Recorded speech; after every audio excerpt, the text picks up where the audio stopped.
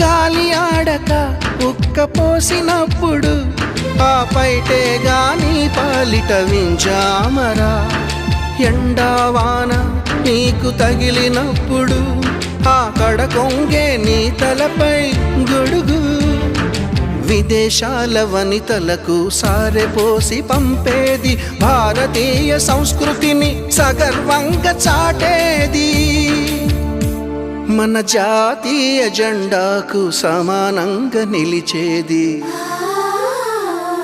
చీరలోని గొప్పతనం తెలుసుకో, ఈ చీర కట్టి ఆడతనం పెంచుకో. సింగారమనే దారంతో చేసింది చీర, ఆనందమనే రంగులనే అద్దింది చీర, మమకారమనే మగ్గంపై నేసింది చీర.